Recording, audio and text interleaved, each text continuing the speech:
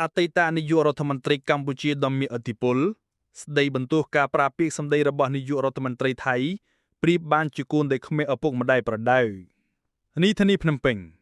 ថ្លែងទៅកាន់អង្គពិធីជួបសំណេរសំណាលជាមួយសមាជិកក្រុមប្រឹក្សាឃុំសង្កាត់ស្រុកក្រុងនៃខេត្តព្រះវិហារចំនួន464នាក់នាសាលាខេត្តព្រះវិហារសម្ដេចប្រធានព្រឹទ្ធសភាកម្ពុជាបានស្ដីបន្ទោស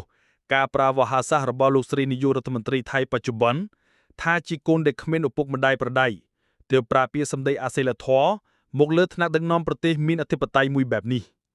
ការថ្លែងសារធ្ងន់របស់សម្ដេចតេជោនៅពេលនេះក៏ព្រោះតែការពីថ្ងៃទី16មិថុនាឆ្នាំ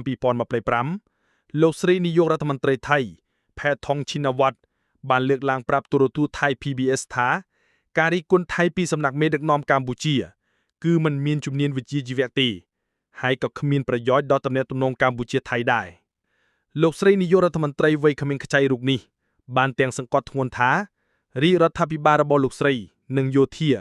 បានរួបរวมគ្នាផ្ដោតលើបញ្ហាចំនួនទឹកដីជាមួយកម្ពុជាបើទោះជាមានភាពប្រេះឆាគ្នាខ្លះៗក៏ដោយហើយអនុរដ្ឋមន្ត្រីក្រសួងការពារជាតិត្រូវបានតែងតាំងជាប្រធានក្រុមការងារដើម្បីតាមដានស្ថានភាពនៃចំនួនព្រំដែនកម្ពុជាថៃទន្ទឹមនោះលោកស្រីផែថុងឋានក៏បានបញ្ជាក់ម្ដងហើយម្ដងទៀតថាថៃមិនទទួលស្គាល់យុត្តិធម៌ទីការរបស់តុលាការយុត្តិធម៌អន្តរជាតិ ICJ នៅចំនួនដីព្រំដែនកម្ពុជានោះទេសារនយោបាយវាយប្រហារធ្ងន់នឹងការថ្មីទេសដៀលរបស់លោកស្រីនាយករដ្ឋមន្ត្រីថៃមកលើមេដឹកនាំកម្ពុជាថាគ្មានវិជ្ជាជីវៈឬជាភាសាអង់គ្លេស unprofessional នេះបានជំរុញឲ្យមន្ត្រីជាន់ខ្ពស់កម្ពុជាណាម្នាក់ដែលនៅគៀកចិត្តនឹងសម្ដេចតេជោហ៊ុនសែនមិនអាចទ្រាំទទួលយកការមាក់ងាយនេះបានក៏ទម្លាយសារសម្លេងសន្ទនារវាងលោកស្រីជាមួយសម្ដេចតេជោហ៊ុនសែនជាសាធារណៈលើបណ្ដាញផ្សព្វផ្សាយសង្គមបង្កឲ្យមហាជននិងអ្នកនយោបាយថៃផ្ទុះកំហឹងនិងបានស្នើឲ្យលោកស្រីនាយករដ្ឋមន្ត្រីចុះចេញពីតំណែងយ៉ាងណារឿងរ៉ាវចលាចលនយោបាយផ្ទៃក្នុងរបស់ប្រទេសថៃនៅមិនទាន់ចប់ត្រឹមនេះឡើយដោយការពីថ្ងៃទី25មិថុនាថ្មីនេះអតីតព្រះរាជាអាជ្ញាថៃមួយគឺលោកចរន្តផាឌិឋានកលបានប្រាប់កាសែត The Nation ពីការរំពឹងទុកថាតុលាការធម្មនុញ្ញនឹងព្យួរតំណែងលោកស្រីនាយករដ្ឋមន្ត្រីនៅថ្ងៃទី1ខែកក្កដាខាងមុខជុំវិញការបាយធ្លាយឃ្លីបសម្លេងសន្ទនាខាងលើនេះ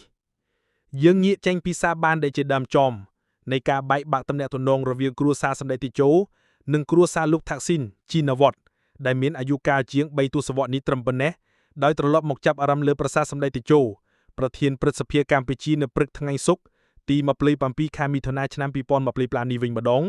សម្ដេចតេជោបានបញ្ជាក់យ៉ាងច្បាស់ថាការដែលលោកស្រីផែថុងឈិនវត្តប្រើពាក្យសម្ដីប្រមាថមើលងាយថ្នាក់ដឹកនាំកម្ពុជា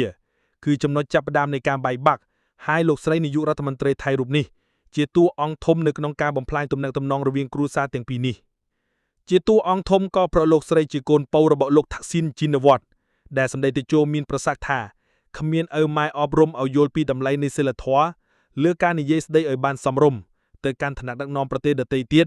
ពិសេសការប្រើពាក្យសម្ដីទៅលើមនុស្សមានវ័យចំណាស់ជាងខ្លួនសម្ដេចតេជោហ៊ុនសែនបានគូបញ្ជាក់យ៉ាងដូចនេះថានេះជាការប្រមាថធ្ងន់ធ្ងរណាស់លោកជំទាវអារឿងអុកវិជ្ជាជីវៈនឹងហើយអាថ្ងៃ16នោះ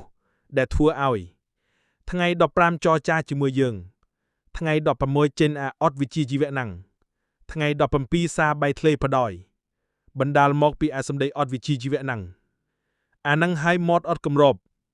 កូនអត់មានឪម៉ែប្រដៅនិយាយអញ្ចឹងថា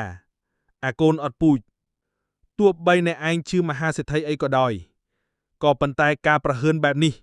គឺមិនគួរទេទោះយ៉ាងណាក៏ដោយសម្ដេចតេជោហ៊ុនសែនក៏បានសម្ដែងការសោកស្ដាយចំពោះទំនាក់ទំនងជាង3ទសវត្សរ៍នៃគ្រួសារទាំងពីរដែលត្រូវបានប្រេះឆាដោយសារតែកូនស្រីពៅរបស់លោកថាក់ស៊ីនឈិនវត្តនេះដែរ